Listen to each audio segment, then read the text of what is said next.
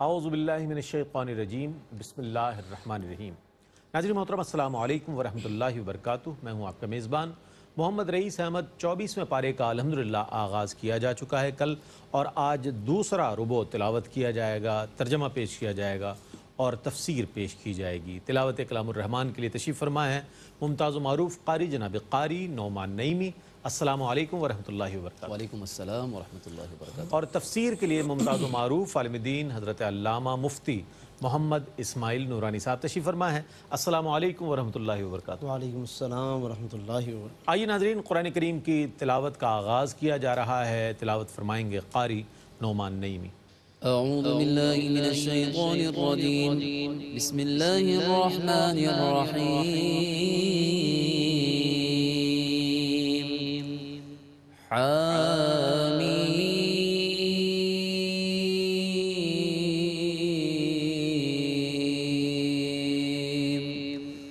تنزيل الكتاب من الله العزيز العليم، غافر الذنب وقابل التوب شديد العقاب ذي الطول، لا إله إلا هو إليه المصير۔ میں اللہ کی پناہ میں آتا ہوں شیطان مردود سے۔ اللہ ہی کے نام سے شروع کرتا ہوں جو نہایت رحم فرمانے والا بہت مہربان ہے۔ حامیم۔ اس کتاب کو نازل کرنا اللہ کی طرف سے ہے جو بہت غلبے والا، بے حد علم والا ہے، گناہوں کو بخشنے والا اور توبہ قبول فرمانے والا، بہت سخت عذاب دینے والا، صاحب فضل ہے۔ اس کے سوا کوئی عبادت کا مستحق نہیں ہے، اسی کی طرف سب کو لوٹنا ہے۔ ما يجادل في آيات الله إلا الذين كفروا فلا يغرك تقلبهم في البلاد۔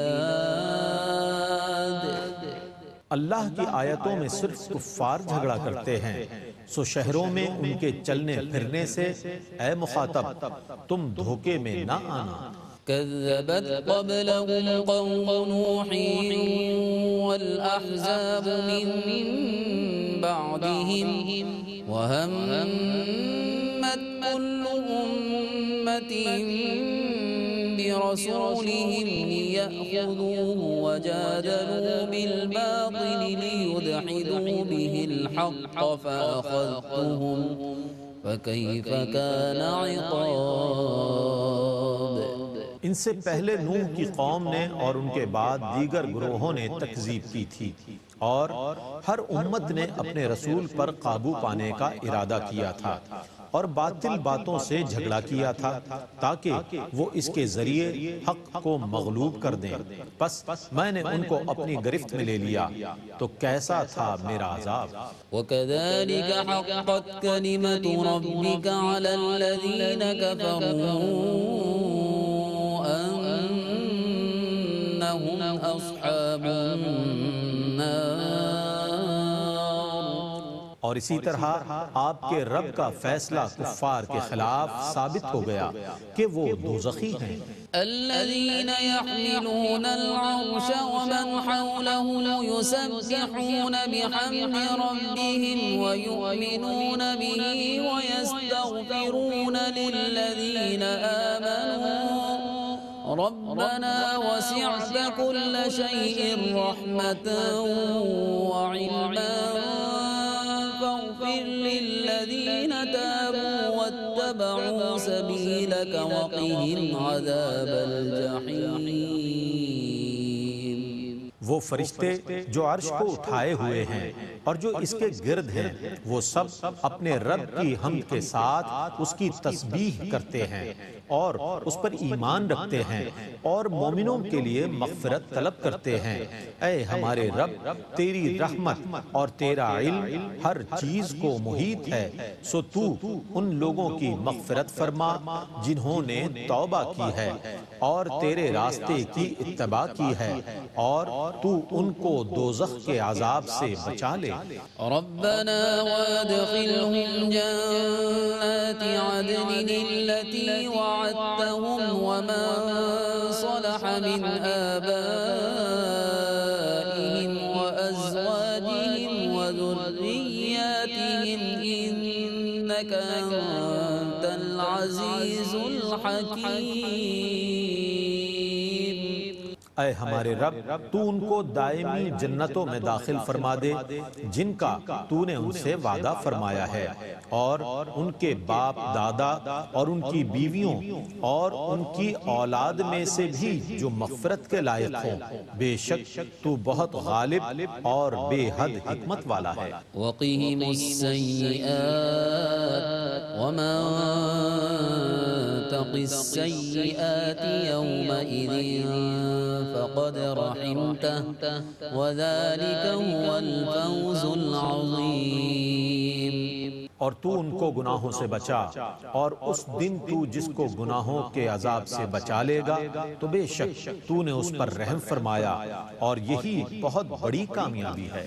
ان الذين كفروا ينادون لمقت الله اكبر من مقتكم انفسكم اذ تدعون الى الايمان فتكفرون۔ بے شک قیامت کے دن کفار سے با آواز بلند کہا جائے گا کہ تمہیں اپنے اوپر جو غصہ آ رہا ہے اس سے کہیں سنگین اللہ کا غصہ ہے جو تم پر اس وقت آتا تھا جب تمہیں اللہ کی توحید پر ایمان لانے کی دعوت دی جاتی تھی، پھر تم کفر کرتے تھے۔ قالوا ربنا امتنا اثنتين واحييتنا اثنتين فاعترفنا بذنوبنا فهل الى خروج من سبيل۔ وہ کہیں گے اے ہمارے رب تو نے ہمیں 2 بار موت دی اور 2 بار زندہ فرمایا، ہم نے اپنے گناہوں کا اعتراف کر لیا، آیا اب دوزخ سے نکلنے کی کوئی صورت ہے؟ ذلكم بأنه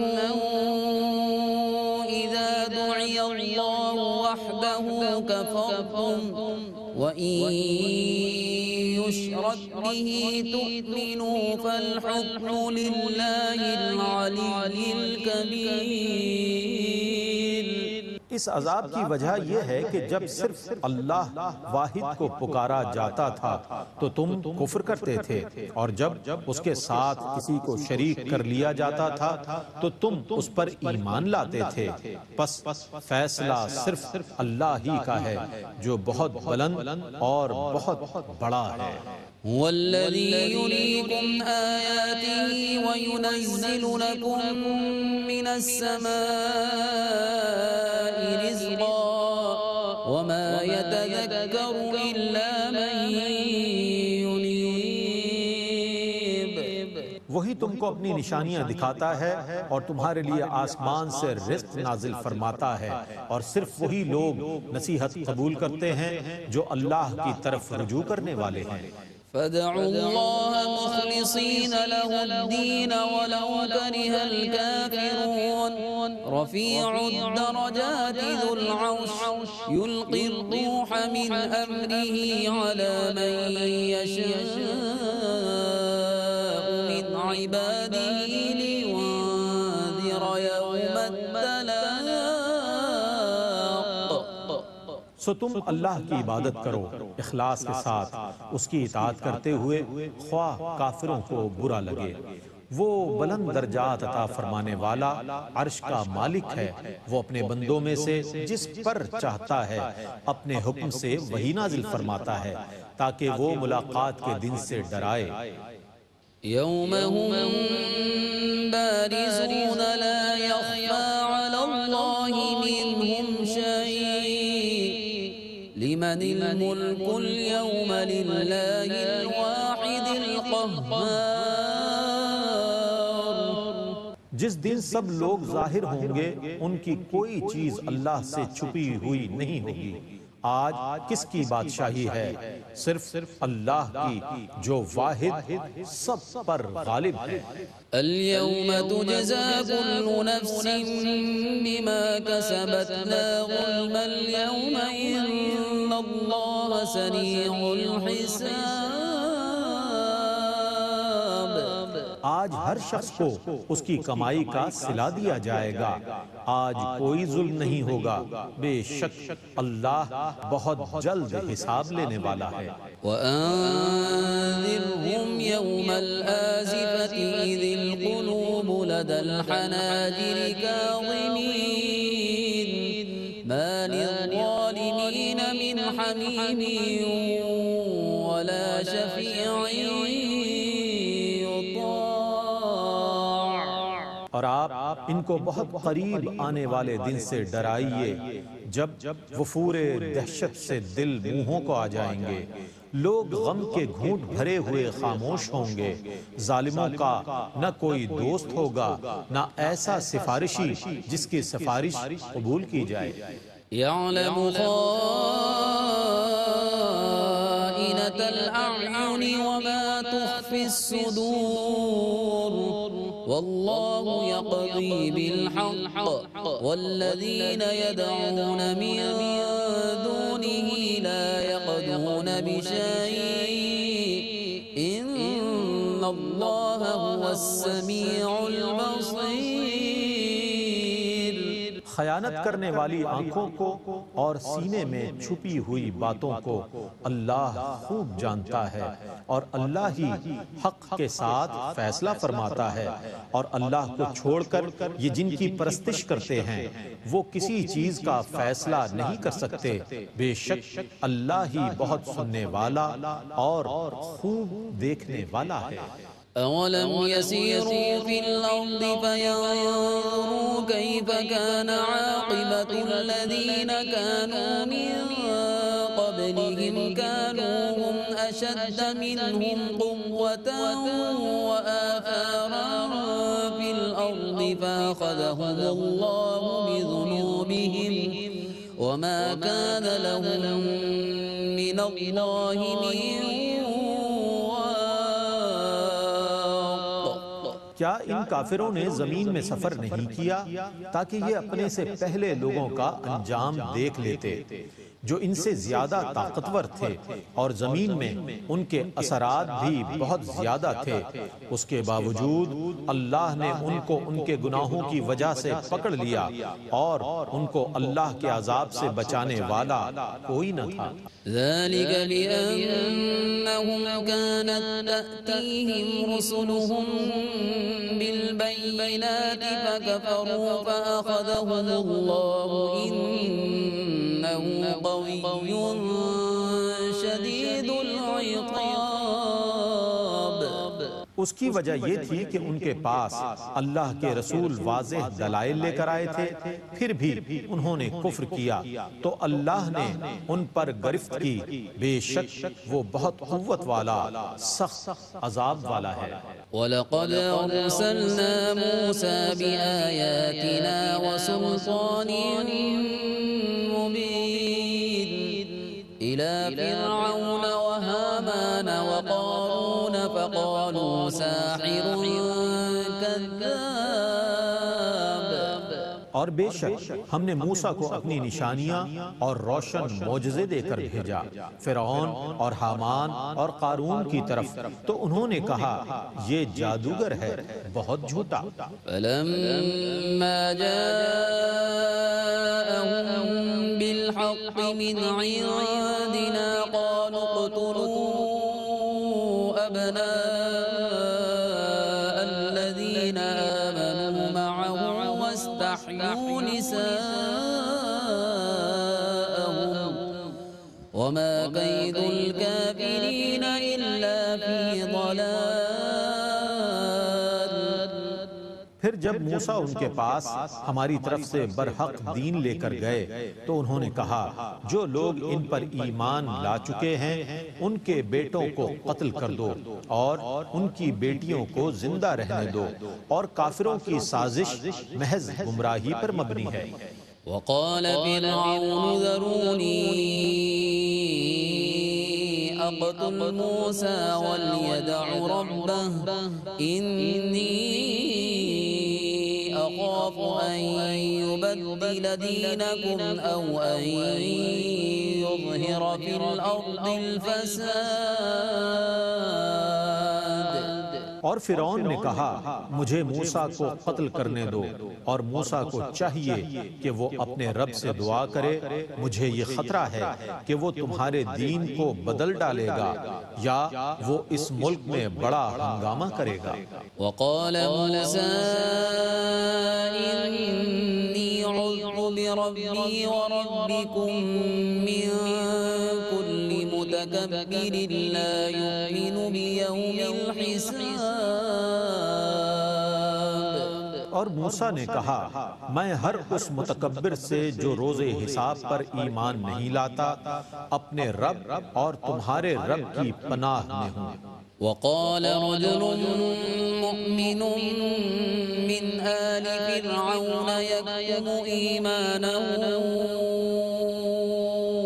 أتقتلون رجلا أن يقول ربي الله وقد جاءكم بالبينات من ربكم وإن يك كاذبا فعليه كذبه وإن يك صادقا يصبكم بعض الذي يعدكم إن الله لا يهدي من هو مسرف كذاب.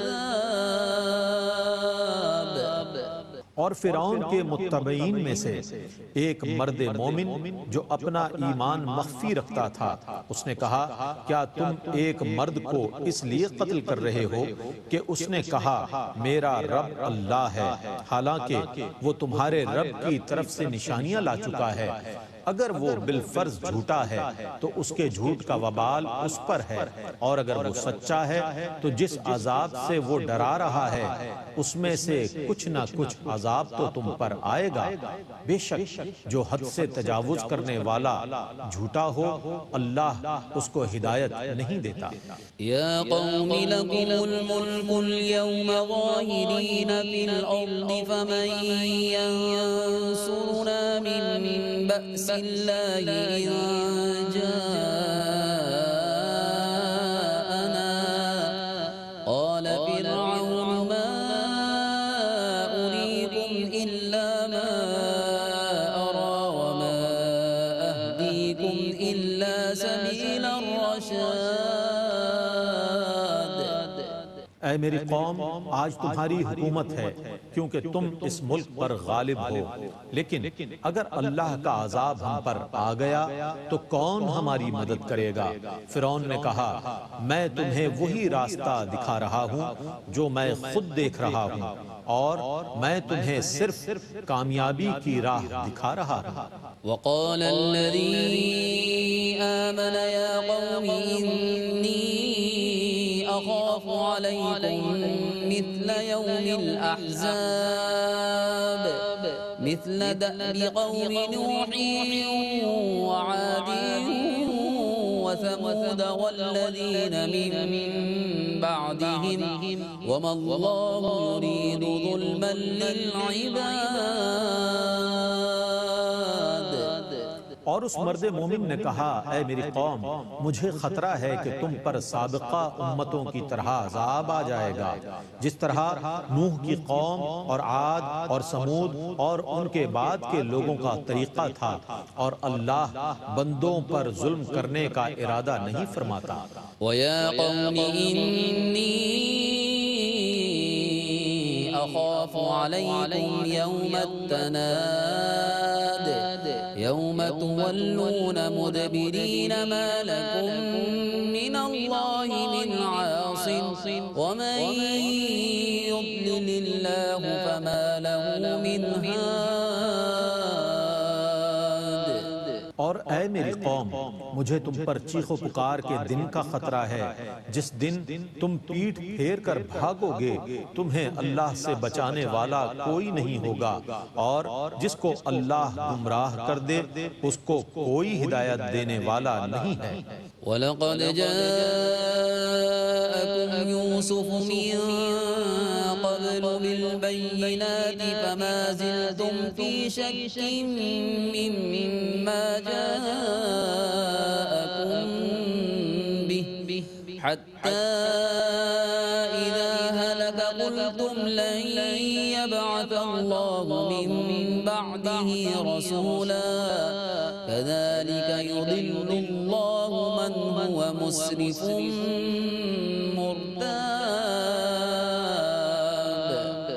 اور بے شک اس سے پہلے تمہارے پاس یوسف کھلی کھلی نشانیاں لے کر آئے تھے، پس تم ان کی لائی ہوئی نشانیوں میں شک ہی کرتے رہے، حتیٰ کہ جب وہ وفات پا گئے تو تم نے کہا اب اللہ ان کے بعد ہرگز کوئی رسول نہیں بھیجے گا، اور اللہ اسی طرح اس کو گمراہ کرتا ہے جو حد سے متجاوز ہو، شک میں مبتلا ہو۔ الذين يجادلون في آيات الله بغير سلطان أتاهم كبر مقتا عند الله وعند الذين آمنوا كذلك يطبع الله على كل قلب متكبر جبار۔ جو لوگ بغیر کسی ایسی دلیل کے جو ان کے پاس آئی ہو جھگڑتے ہیں، اللہ کے نزدیک اور مومنوں کے نزدیک ایسا جھگڑا سخت غصے کا موجب ہے۔ اللہ اسی طرح ہر جبار متکبر کے دل پر مہر لگا دیتا ہے۔ وقال فرعون يا هامان ابن لي صرحا لعلي أبلغ الأسباب۔ اور فرعون نے کہا اے حامان میرے لیے ایک بلند عمارت بنا دے، شاید کہ میں ان راستوں تک پہنچ جاؤں۔ أسباب السماوات فأطلع إلى إله موسى وإني لأظنه كاذبا وكذلك زين لفرعون سوء عمله وصد عن السبيل وما كيد فرعون إلا في تباب۔ جو آسمانوں کے راستے ہیں پھر میں موسیٰ کے خدا کو دیکھ لوں، اور بے شک میں ضرور گمان کرتا ہوں کہ وہ جھوٹا ہے، اور اسی طرح فرعون کے برے عمل کو اس کے نزدیک خوشنما بنا دیا گیا اور اس کو سیدھے راستے سے روک دیا گیا، اور فرعون کی ہر سازش صرف ناکام ہونے والی تھی۔ وقال الذي آمن يا قوم اتبعون أهدكم سبيل الرشاد يا قوم إنما هذه الحياة الدنيا متاع وإن الآخرة هي دار القرار۔ اور اس مرد مومن نے کہا اے میری قوم میری پیروی کرو، میں نیکی کے راستے پر تمہاری رہنمائی کروں گا۔ اے میری قوم یہ دنیا کی زندگی تو صرف عارضی فائدہ ہے، اور بے شک آخرت ہی دائمی قیام کی جگہ ہے۔ من عمل سيئة فلا يجزى إلا مثلها ومن عمل صالحا من ذكر أو أنثى وهو مؤمن فأولئك يدخلون الجنة يرزقون فيها بغير حساب۔ جس نے برا کام کیا تو اس کو صرف اسی کے برابر سزا دی جائے گی، اور جس نے نیک کام کیا خواہ وہ مرد ہو یا عورت بشرط یہ کہ وہ مومن ہو تو وہ لوگ جنت میں داخل ہوں گے جس میں انہیں بے حساب رزق دیا جائے گا۔ وَيَا قَوْمِ مَا لِي أدعوكم إلى النجاة وتدعونني إلى النار. اور اے میری قوم، مجھے کیا ہوا ہے کہ میں تمہیں نجات کی دعوت دے رہا ہوں اور تم مجھے دوزخ کی طرف بلا رہے ہو. الحمدللہ تلاوت قرآن کریم اور ترجمہ آپ نے ملاحظہ فرمایا. اللہ کریم اس پڑھے جانے کو اور سنے جانے کو اپنی بارگاہ میں قبول فرمایا. آئیے ان آیات بینات کی تفسیر کے لیے، تفہیم کے لیے ہم چلتے ہیں علامہ مفتی محمد اسماعیل نورانی صاحب کی جانب. بسم اللہ. بسم اللہ الرحمن الرحیم. الحمدللہ رب العالمین والصلاة والسلام علی سید المرسلین. معزز ناظرین، الحمدللہ آج کی اس نشست میں سورۃ المؤمن کا آغاز کیا گیا ہے، اور قرآن کریم کی یہ ان معروف صورتوں میں سے ہے کہ جس کا آغاز اللہ رب العالمین نے لفظ حامیم سے فرمایا ہے. اور اس نام سے یعنی حامیم کے لفظ سے کل 7 صورتیں ہیں تسلسل کے ساتھ کہ جو اللہ رب العالمین نے اسی لفظ حامیم سے جن کا آغاز فرمایا ہے. اور ان 7 صورتوں کو ملا کر حوامیم 7 کہا جاتا ہے، یعنی کہ 7 وہ صورتیں جو حامیم سے شروع ہو رہی ہیں.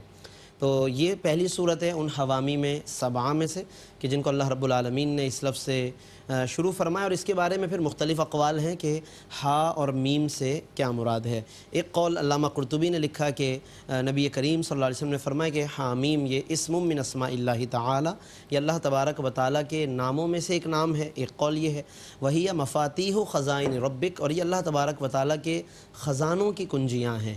اس لفظ کو کئی دعاؤں میں بھی بطور ورد اور وظیفے کے بھی ذکر کیا جاتا ہے. دعائے حزب البحر جب ہم پڑھتے ہیں تو اس میں حامیم کا لفظ 7 مرتبہ پڑھا جاتا ہے. اور اسی سے حم الامر کا محاورہ بھی ماخوذ ہے کہ جس میں گویا کہ کام ہو جانے اور کام کے مکمل ہو جانے کی طرف اشارہ ہوتا ہے. تو حامیم کی تکرار کے بعد حم الامر وجاء النصر فعلینا لا ینصرون، یہ دعائے حزب البحر میں تکرار کی جاتی ہے.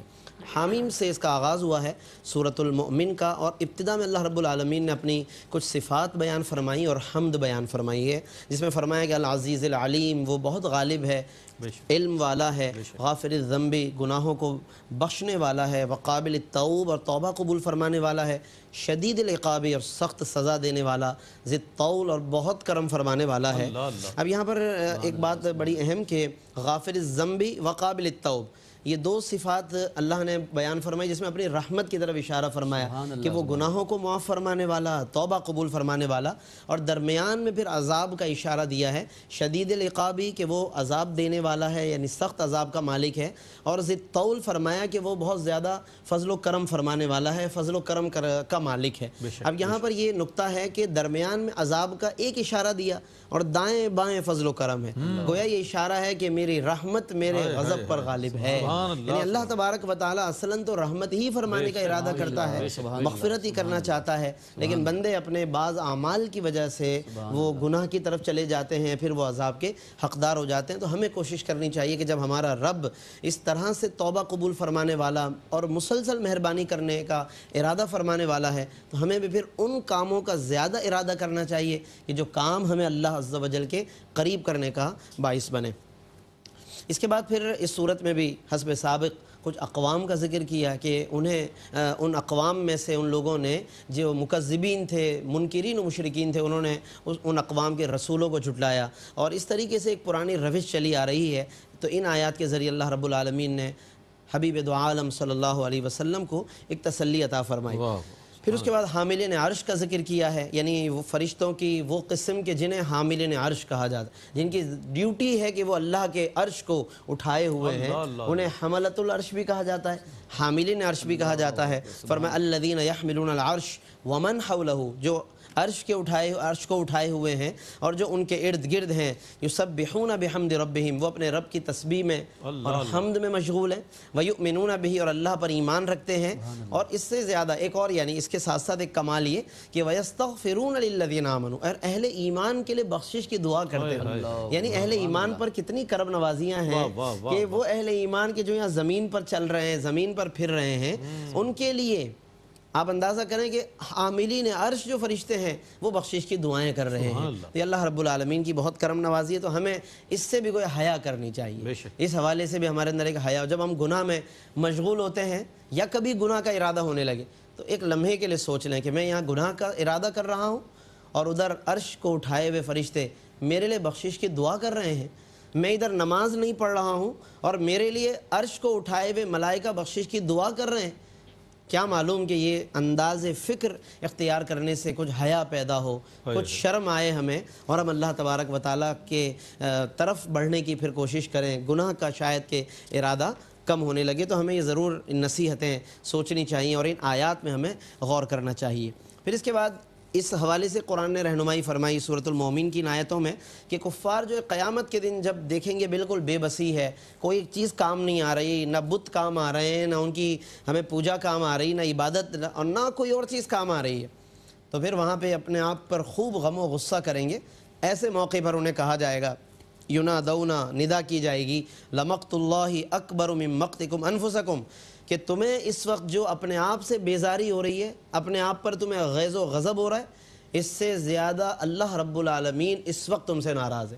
یعنی تمہیں اپنے آپ سے اتنی ناراضگی اس وقت نہیں ہے جتنی اللہ کو اس وقت تم سے ناراضگی ہو رہی ہے. لیکن اس وقت یعنی اللہ کو اس وقت ناراضگی تھی اذ تدعون الی الایمان, جب تم بلائے جاتے تھے ایمان کی طرف.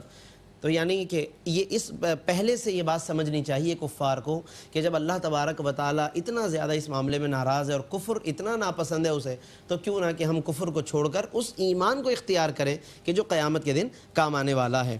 اور اس کے بعد پھر کچھ اللہ رب العالمین نے مزید صفات بیان فرمائی ہیں کہ جس میں درجات کو بلند کرنے والا, پھر عرش کا مالک ہے, پھر روح کو وہ نازل فرماتا ہے اپنے حکم سے. ان تمام صفات کو درمیان میں بیان کیا. وجہ اس کی یہ ہے کہ ان آیات میں اللہ رب العالمین نے خاص طور پر توحید کو بیان فرمایا, صفات توحید کو بیان فرمایا, اور کفار کے کفر اور مشرکین کے شرک کو رد کیا ہے. اور پھر دوبارہ اس طرف توجہ دلائی کہ قیامت کے دن انہیں ان کے بت کام نہیں آئیں گے, بلکہ فرما دیا کہ وَأَنذِرْهُمْ, اے محبوب آپ انہیں ڈرائیے, وَأَنذِرْهُمْ يَوْمَ الْآزِفَةِ, قریب آنے والے دن سے ڈرائیے. یعنی قیامت کا ایک نام ہے جیسے یوم القیامہ کہتے ہیں, اسی طرح ایک نام یوم الآزفہ ہے. آزفہ یہ قریب آنے کے معنی میں ہے, تو ظاہر ہے کہ وہ دن قریب ہے. کلو آتن قریب, عربی میں کہتے ہیں ہر وہ چیز جو آنے والی ہے وہ قریب ہے, گویا کہ وہ کنفرم ہے, وہ آنا ہی آنا ہے اس نے. تو قیامت کا ایک نام قریب آنے والا دن, اذ القلوب لدى الحناجر کاظمین, جبکہ دل گلے میں اٹک جائیں گے خوف و دہشت سے بھرے ہوئے. نہ ہوگا ظالموں کے لیے کوئی دوست اور نہ ایسا سفارشی جس کی سفارش مانی جائے. یعنی ظالموں کے لیے ایسا کوئی نہیں ہوگا. اہل ایمان کے لیے یقیناً ہوں گے کہ جو کام آنے والے ہوں گے اور جو شفاعت کرنے والے ہوں گے, لیکن جنہوں نے ظلم کیا ہے تو ان کے لیے کوئی ایسا حمیم و شفیع نہیں ہوگا. تو اس لیے یہ ابھی سوچنا چاہیے کہ کہیں ہم اللہ کے نزدیک خدا نخواستہ ان لوگوں میں شمار نہ کیے جائیں کہ جنہیں کوئی ان کا حمایتی اور سفارشی نہیں مل پائے گا.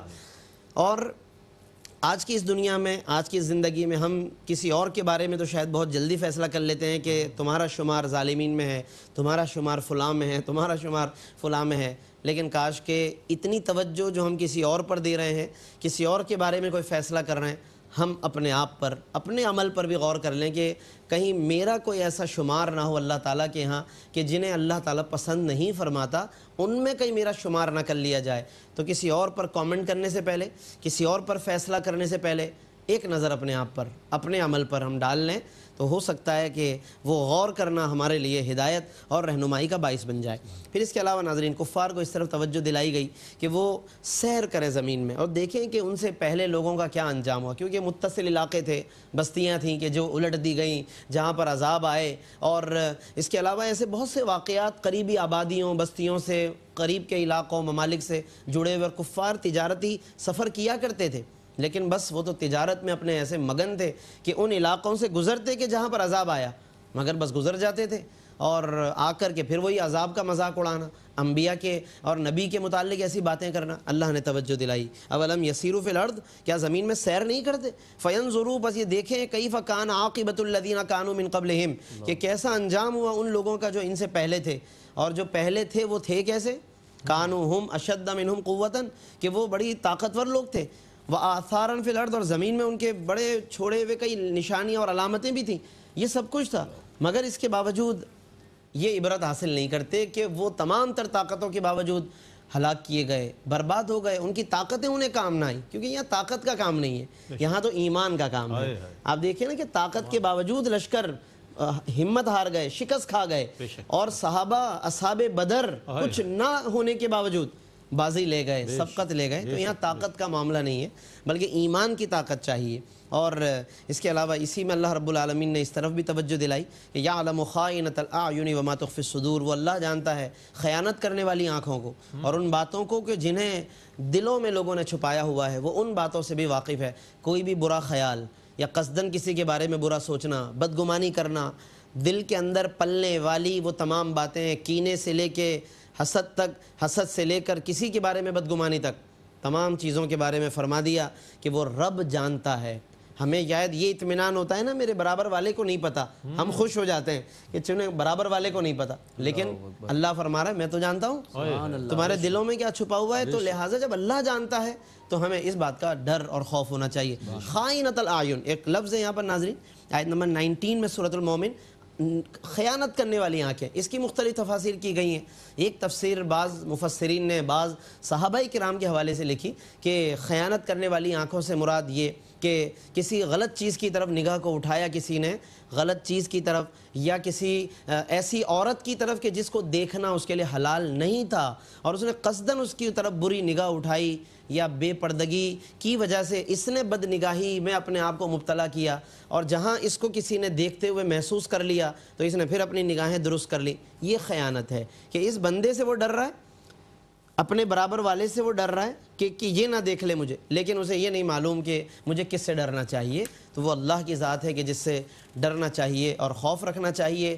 آج کل سوشل میڈیا کا غلط استعمال، موبائل انٹرنیٹ کے ذریعے سے گناہوں، بے حیائی، بد نظری، بد نگاہی، ان چیزوں کی طرف لوگوں کا بڑھتا ہوا رجحان، اس کے لیے میں سمجھتا ہوں کہ قرآن کی یہ آیت ہم اپنے منشور کے طور پر اپنے سامنے رکھ لیں کہ یعلم خائنۃ الاعین، وہ رب خیانت کرنے والی نگاہوں کو جانتا ہے۔ اگر ہم صبح و شام اس آیت کو اپنے ذہن میں ایک میسج کے طور پر رکھیں، پڑھیں، ریوائز کریں، تو ہو سکتا ہے کہ ہمارے اندر یہ آیت ایک نصیحت کا باعث بن جائے اور اللہ تبارک و تعالی ہمیں اس حوالے سے رہنمائی عطا فرما دے۔ پھر اس کے بعد ناظرین اس میں خاص طور پر حضرت موسیٰ علیہ السلام کے واقعے کا ذکر ہے، اور اس واقعے میں پھر ایک خاص پہلو کہ جس میں فرعون نے حضرت موسیٰ کی بڑھتی ہوئی مقبولیت سے پریشان ہو کر ان کو شہید کرنے کا ناپاک ارادہ کیا۔